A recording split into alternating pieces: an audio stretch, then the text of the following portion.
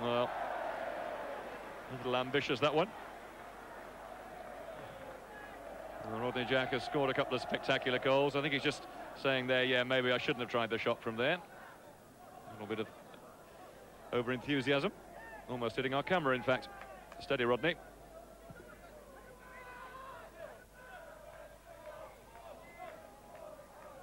Now Williams. Good ball. Venus hugging the touchline. Inside for Dyer. Torquay not allowing Ipswich any space on the edge of that penalty area. Kerslake looking to clip it in towards Scowcroft. Got up well. Still the ball not cleared. And the shot eventually coming in from Matt Holland. But well wide of the target. Well, Ipswich getting some bodies in there. That was aimed in towards Scowcroft. He got a touch on it. Watson was underneath it.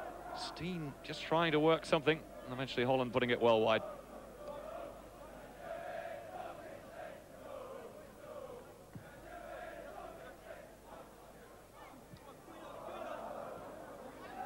Kerslake spreading it wide for Mark Venus.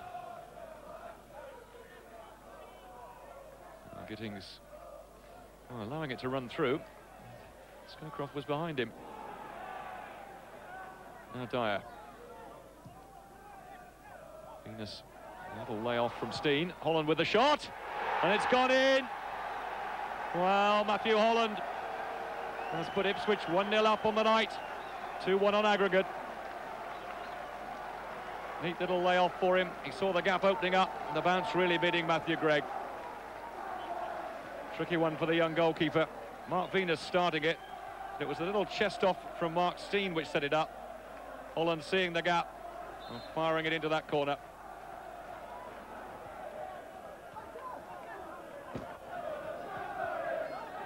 Now Mowbray playing it wide for Kerslake.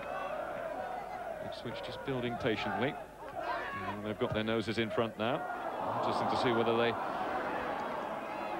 decide to sit back and defend that lead.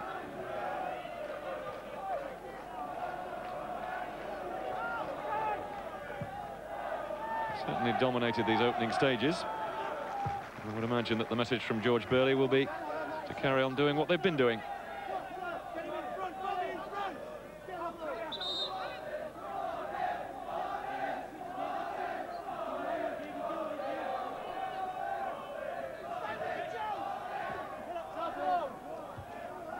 Mowbray certainly having the better of that duel with Andy McFarlane in these early stages. McFarlane winning that one, but Mowbray again just getting the foot in. Now Kerslake with the clearance. Steen off in pursuit. Watson covering across. Alex Watson, Torquay skipper. Took a bit of a knock at Portman Road, in fact, and there was some doubt as to whether he'd be fit for Saturday, but he's not only come through that, he's fit again tonight. Steen looking to play the return ball for Bobby Petter. Away by Robinson. And Williams getting it forward. Mark Steen. Kerslake. Well cut out by Paul Gibbs. Now Robinson. Kerslake in the way. Torquay at the moment just not finding their way really into the opponent's half. Switch doing all the pressing. Steen in towards Scowcroft. Came off Gittings. Matthew Gregg forced to just make sure it went over the top.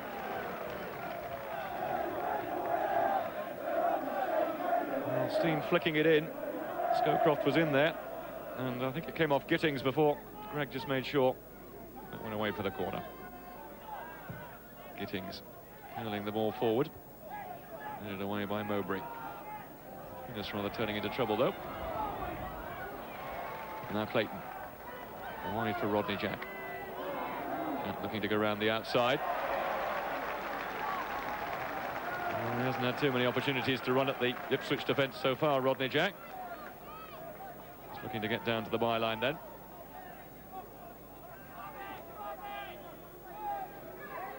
Now Gurney. Jack is outside him. Chance for him to get the cross in towards Gibbs. Well, there wasn't a bad cross from Rodney Jack. Well, Gibbs coming in on that far post, couldn't quite stretch for it. So Torquay actually just managing to throw a few men forward on that occasion. And might just have caused Ipswich a problem or two. I don't know what's going through his mind at the moment.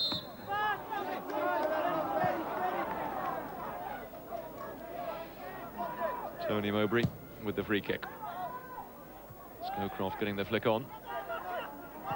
Torquay again getting it away.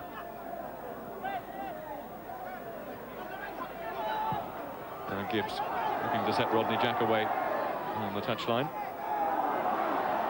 It's still going, right. Had to come out fairly hurriedly in the end.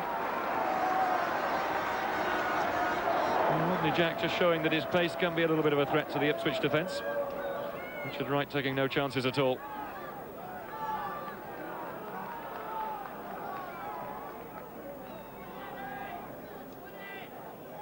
So, corner given.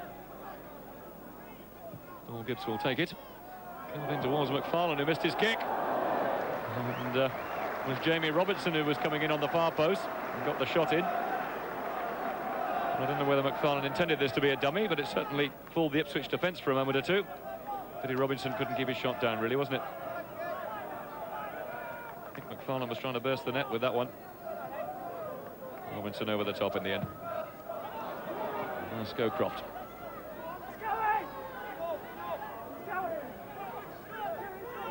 Dyer is across to the right-hand side. Looking for the 1-2. Cross in towards Holland, who didn't quite make the contact he'd hoped to. Steen is offside.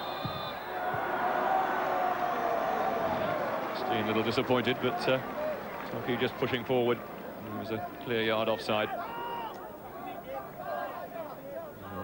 Caught again, Mark Steen, not for the first time tonight. Robinson. Farland's given it away, and now brought down Dyer as well. And that's the last action of the first half. Just seen Ipswich get their noses in front. Goal from Matt Holland, giving them the advantage on the night, 1-0, and they lead 2-1 on aggregate.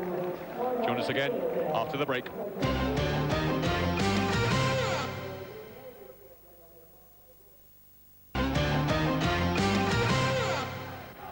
Well, welcome back as Ipswich get this second half underway. Leading, of course, by a 0-0 on the night. Front 2-1 on aggregate. And Torquay with a lot to do in this second period.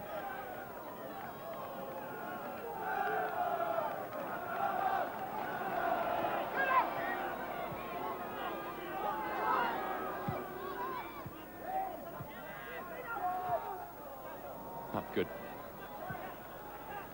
Out of it. And Williams, a little dinked ball forward. And David Kerslake.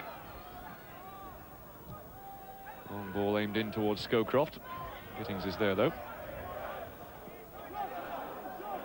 And now Williams looking to curl it forward again.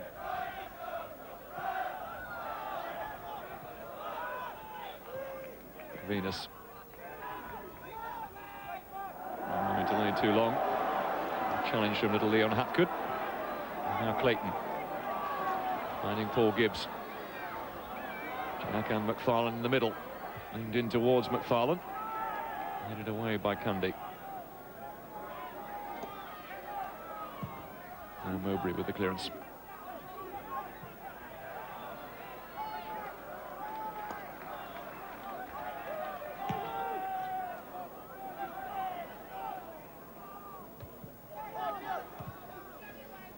Good. Getting the luck of the rebound. Finding John Gittings. Now McFarlane. Gurney looking to get it down the line. This is Dyer.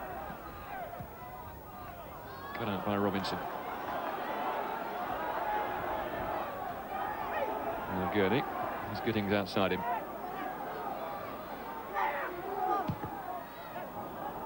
Gittings just delaying a little too long. He's got a bit of defending to do. Dyer getting inside him. Gittings caught his feet, but Referee allowing play to go on. Dyer in towards Scowcroft. He was looking for the back heel. Croft being held from behind, I'm sure, by Jamie Robinson. Mr. Wiley allowing play to go on.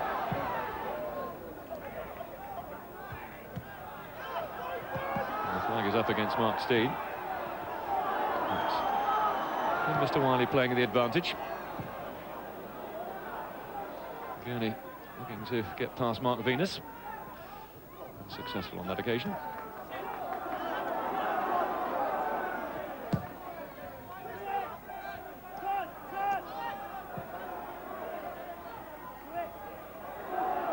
McFarlane winning the ball back. Now Clayton. That's Watson. Gurney brought down by Dyer. Torquay get the free kick.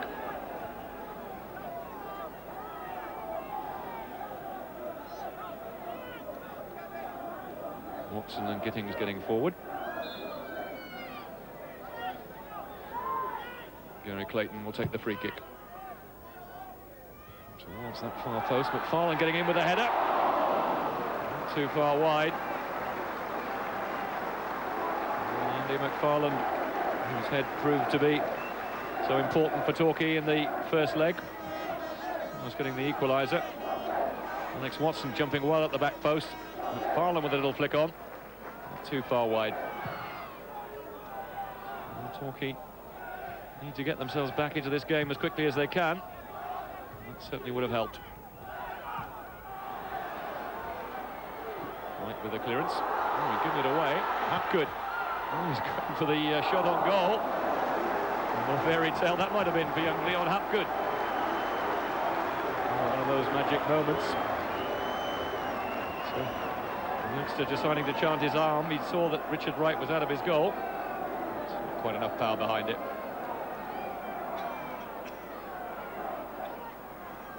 Okay. Space for him to get a cross in. Gittings with a little layoff. Gurney trying the shot. Almost catching Richard Wright unawares. And Gurney.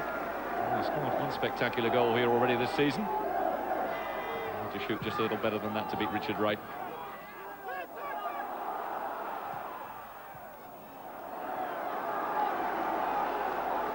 He's certainly showing a little more enterprise in this second half. Jack coming back, looking for the ball. Just have set Hapgood away then. Still not quite on the same wavelength. Jack looking a little more anxious to make his mark on this match. Gittings carrying the ball forward. An awkward one. Well, good effort from Kevin Hill. He's made a good run from the back, Kevin Hill. Gittings just curling the ball in towards him. And he might have done better with it, I suppose. He had to stretch for it, though, in fairness. Always sort of going away from him. One of those that could have spectacularly hit the back of the net. Unfortunately for him, it didn't.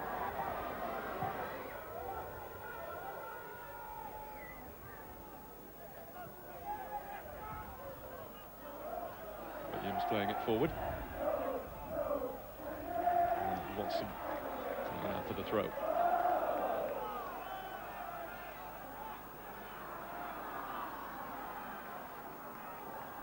Kerslake finding Petter. Now Kerslake again. Petter just looking to make the run. He's got past two players. Can he make the cross tell? Yes, he can. And a splendid goal. Turned in once again by Matt Holland. And he's delighted, as well he might be. Well, it was Bobby Petter, the Dutchman, who set it up. Lovely run to the byline. Beautifully timed run from Holland, putting it back across the goal, and Torquay just couldn't keep it out. Well, he got past the one challenge, and from there on in, Torquay were always struggling. Good brave header from Holland. It's 2 goals on the night, 3 in 2 games for him. And he'll be absolutely delighted, I'm sure.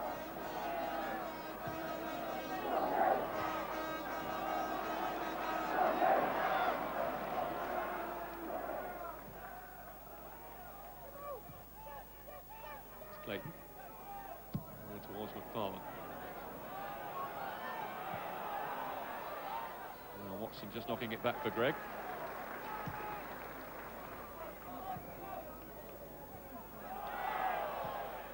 Well, in the meantime, Torquay bringing on a substitute. Wayne Thomas is on up front. And there he is getting his first touch. That could have been a real fairy tale, couldn't it? Tony Beddoe just come on as a substitute. And really thumping that ball in.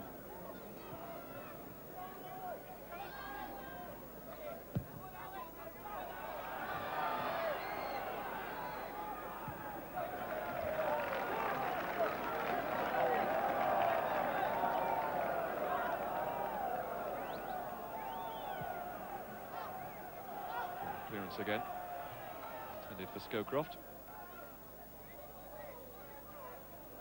Just snapping at his heels. Now Petter, makes space to turn. Need to get to that byline again.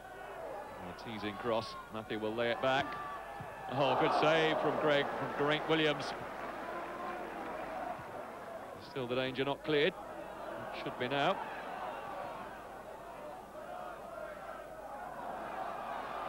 Now Petter again. It was his teasing cross that set up that opportunity. Now looking to play Kieran Dyer in. Dyer looking for space to get the shot in, and that's 3-0. Well, there was a certain inevitability about that goal, really. Torquay battled so hard throughout this game. You get the feeling they've just run out of steam. Petter teasing them, getting it through to Dyer, getting away from Gittings, and it's just a case of picking his spot. Well, Torquay being pushed and pulled all around the box. And Dyer, once he'd got past Gittings, the easiest of opportunities.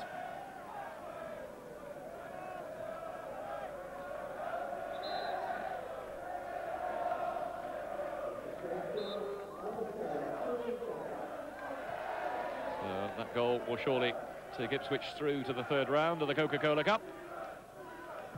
And no arguing really with the fact that they deserve that victory. The referee's final whistle brings Torquay's brave resistance to an end.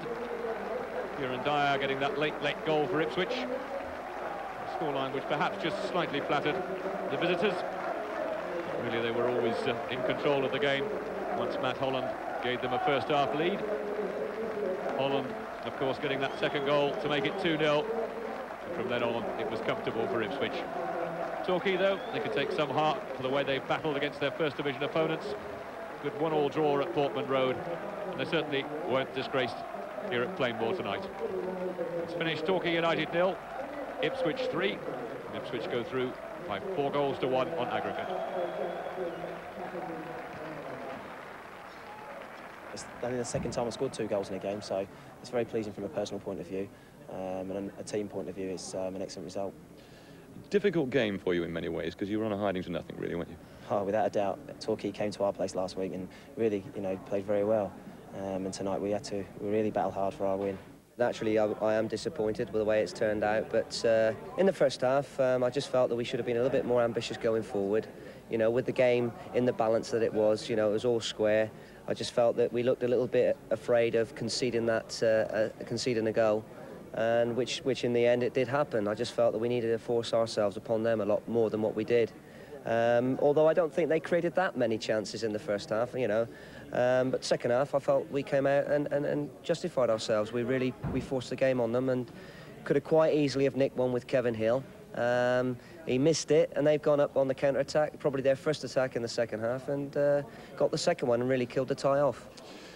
So Torquay United's dreams of Coca-Cola Cup glory over for another year, and Ipswich deservedly through to the third round of the competition. Well, that's just about it from Plainmoor. I hope you've enjoyed tonight's coverage. From all of us here on the West Country Match, a very good night.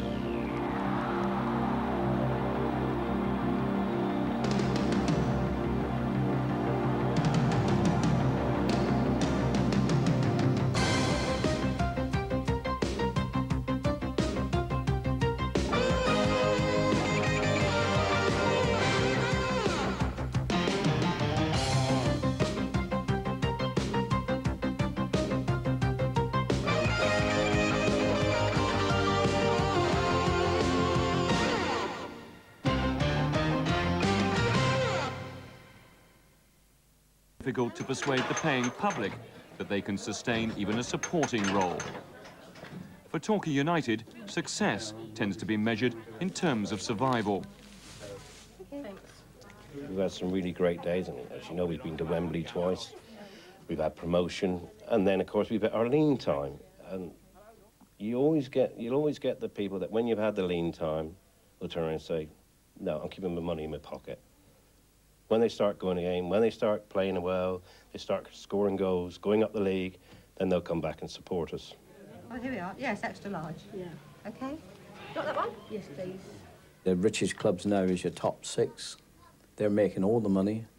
I mean, they make more money out of their shops than what we would make in a year here in Gates. So, I mean, the money's somehow or other from whatever you like to say, television or something, it's got to come more down to the 3rd division and 2nd division. We've got to have more. Good, good. Dinner's at 6:30, gents. In here? No, down the other end. Yeah. Okay, it's going to get very busy in here tonight. So we decided, instead of bringing it down... First thing I will be doing this evening is looking after the sponsors. I'll be doing my 50-50 draw. My girls out there selling the tickets. It's a nice little income, that one. Half to the club, half to the punter that wins the money. And then during the game, I'll just be walking around, tapping people up. Usual thing, asking what they can do for the club. Could they sponsor a player? Could they sponsor a match ball? Could they get a crowd of even just 20 chaps together and come in and sponsor a match? It's all extra income, and it seems it's got to be done.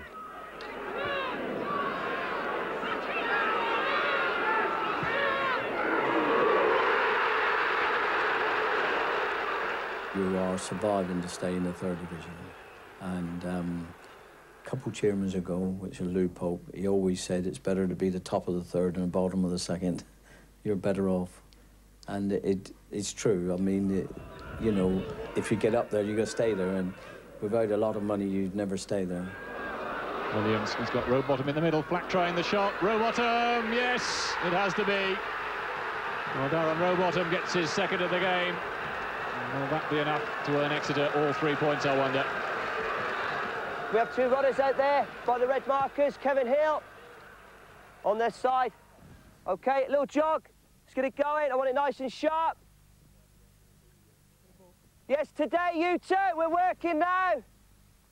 Torquay coach Kevin Hodges is already trying to cope with one of the smallest squads in the Football League. His ambition is governed not so much by how many points his team can get in the bag, as by how many pounds the club has left in the bank. That's good. Touch, come and meet it good. Finish it. Good finish. It's very difficult, but it was a situation which I knew before I took the job on. I knew that there was going to be no money available and that we would have to rely on the youth coming through and going out and getting free transfers. And we've got to get by the best we possibly can.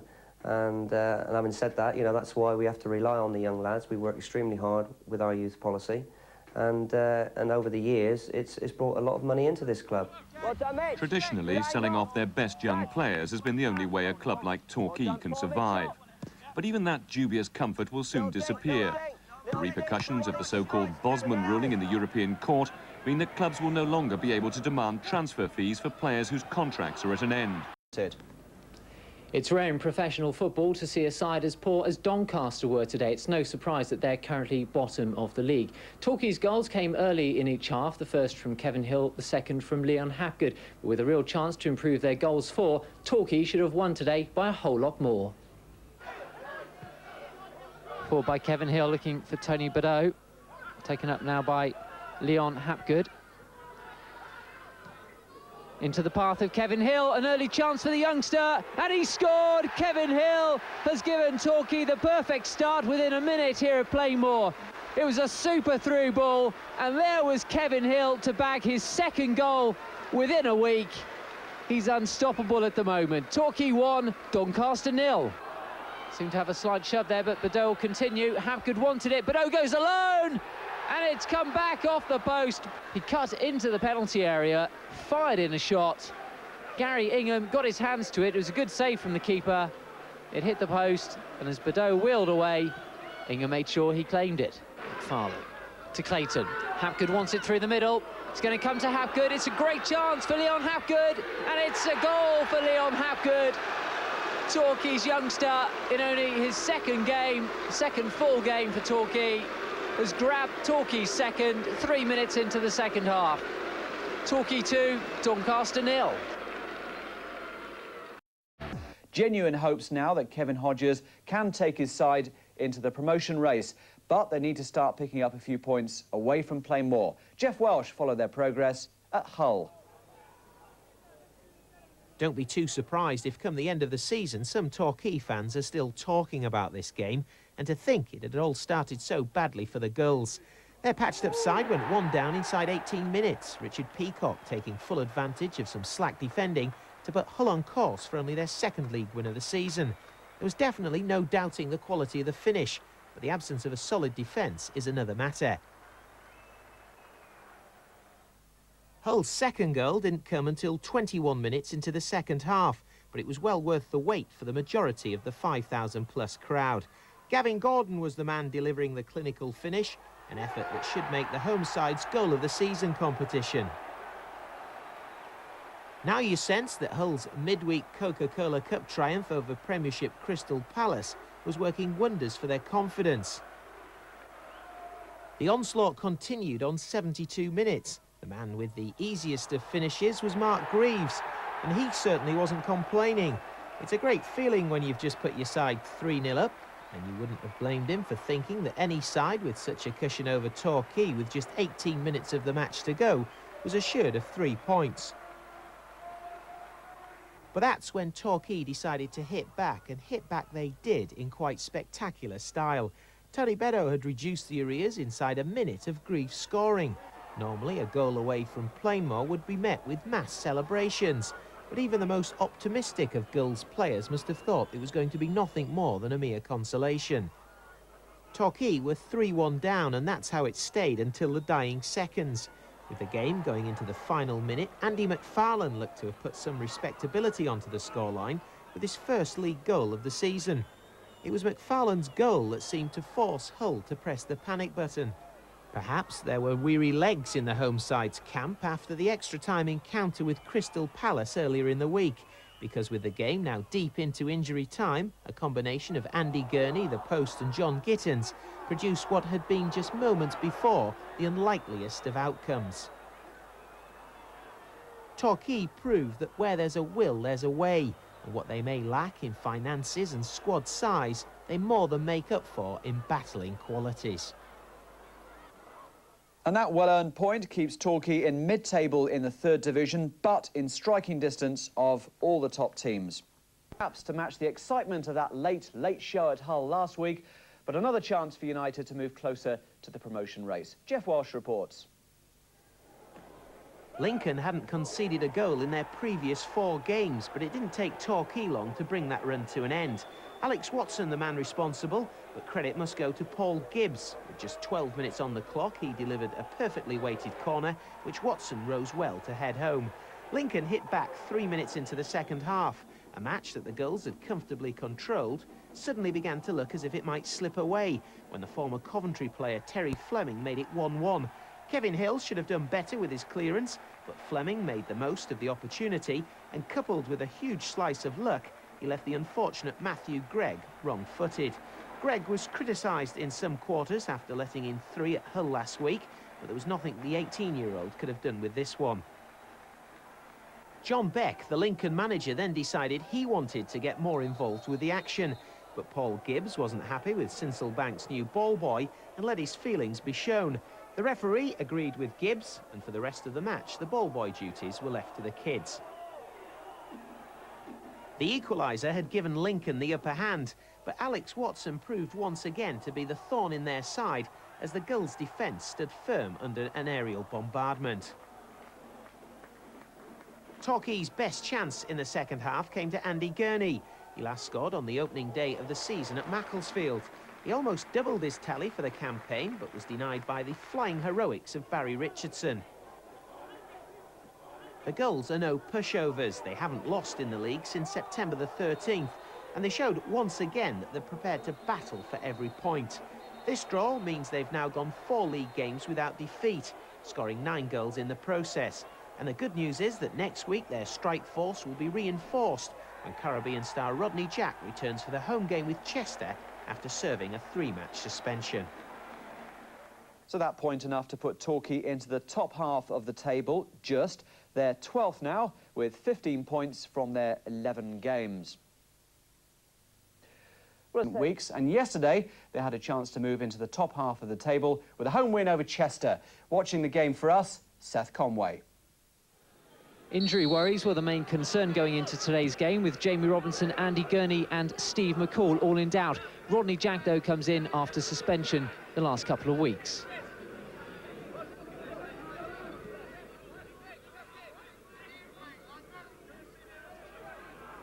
Murphy. Quite content to try and settle for the corner over there, but Flitcroft might make more out of it. That's a knee one. And Gary Bennett will be wondering how he missed a kick from around about 7 yards out.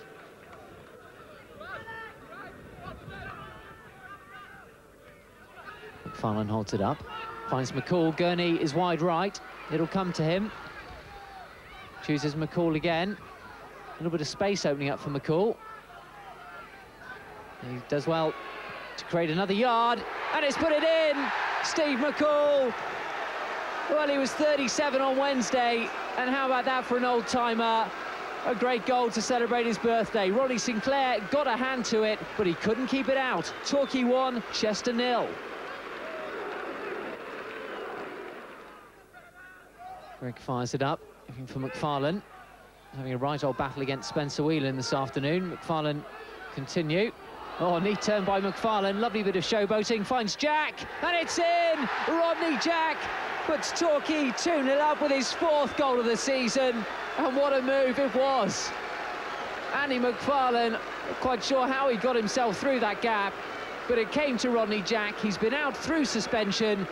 What a way to mark your comeback with a fine finish.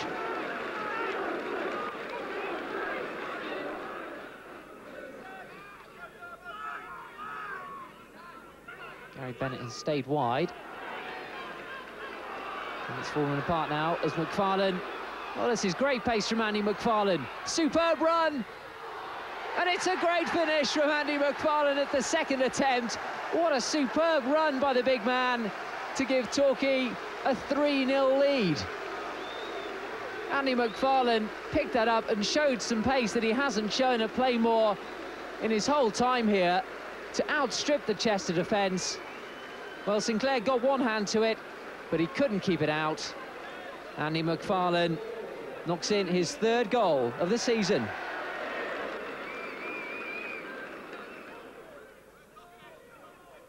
Murphy finds Thomas. Shelton takes it on, but couldn't quite work the angle. And Gary Shelton is going to be sent off for that lunging tackle at Gary Clayton. It's his 2nd bookable offence, and he goes from the field. And Gary Shelton can only blame himself. He was booked for arguing for his 1st yellow card, and it was a dangerous sliding tackle, which could easily have hurt him if he'd made the connection. That's the end of Shelton's day. Given away sloppily to Gurney. Now to Jack, neat 1-2. And it might sit up for Rodney Jack. This could be the crowning glory.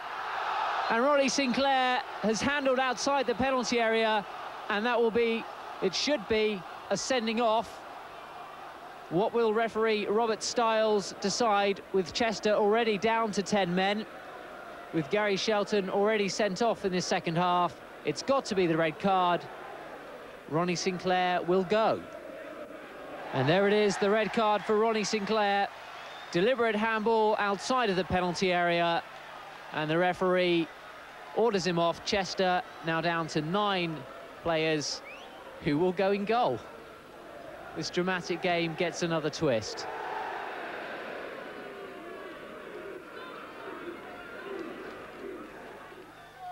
Rob McDonald can chase. Has Rimmer in the middle. McDonald does well. Trying to pick out a player, and he has picked out Nick Richardson, who gets a consolation effort for Chester right at the end of this game. It's nice to have different people scoring your goals. A couple of weeks ago, Tony Beddoe and Andy McFarlane scored up at Hull City. And today, Rodney and Andy scored again. So, yeah, very pleased. And even Steve McCall's notched one today. So I'm sure he's very pleased about that. Well, that result has done Torquay the world of good. They're up to 8th in the table now as they continue to mount a serious bid for promotion. As for Exeter, well, they're bang on course for Division 2. Level on points with Peterborough at the top. 7 points clear now of teams in the playoff positions. And Peterborough are back in pole position after a 2-0 victory against the Gulls at London Road. Plymouth Argyle's problems continue to mount. The promotion race, and Trina Lake followed their progress at the Abbey Stadium. Torquay's early morning start for the long trip to East Anglia clearly didn't do them any favours. We were still on the coach until half-time, said boss Kevin Hodges. And if Cambridge had been a little more decisive in front of goal, the white-shirted Gulls could have been in serious trouble. As it was, the home side managed a single first-half strike, Martin Butler stooping to conquer. Serious question marks over Torquay's cover at the back as Cambridge took the lead after 24 minutes. There wasn't much for Torquay's travelling fans to cheer about in the first half, but Andy McFarlane did bring one superb save out of Scott Barrett before the break. Cambridge must still be wondering how they didn't manage to double their money in the second half after an almighty scramble in the Torquay goalmouth. The defence at 6s and 7s, but a double save from Matthew Gregg somehow kept Cambridge at bay. The outcome of the match hinged on 2 controversial incidents inside the last 20 minutes. First, a tackle from behind earned defender Mark Joseph his second yellow card and automatic dismissal. From the resulting free kick, Cambridge failed to clear their lines, and when Paul Wilson fell on the ball, referee Steve Bennett made himself even more unpopular with the home crowd by awarding a penalty. Protests from Cambridge inevitable, but really they can have few complaints. Paul Gibbs made no mistake from the spot, and Torquay had secured a point that had seemed highly unlikely after their first half display. Torquay just in the bottom half of the table with 20 points, but just 4 points away from the playoff zone. And so... The United's 2-1 win over Darlington. His precision pass set up Rodney Jack for Torquay's first goal. And McCall again provided the ammunition for substitute Tony Beddoe to fire the home side into a 2-goal lead. Darlington did manage to pull a goal back through Darren Roberts, but Torquay survived an awkward final 20 minutes to record another well-earned victory. Rugby and Exeter of sustaining a promotion challenge, and yesterday they were aiming for more vital points at Cardiff, as Trina Lake reports. Torquay have so far defied the cynics who suggested they'd struggle badly this season, and they managed to defy Cardiff for long periods yesterday, although the Welsh side did have slightly the better of limited first-half openings at Ninian Park. No goals in the first period, but it wasn't long into the second before Torquay had made their mark. A superb through ball from Steve McCall, and striker Andy McFarlane confidently did the rest with a shoot-on-sight policy that paid dividends. McFarlane's been encouraged to run at defenders, and the big man's certainly a frightening prospect when he's in full flight.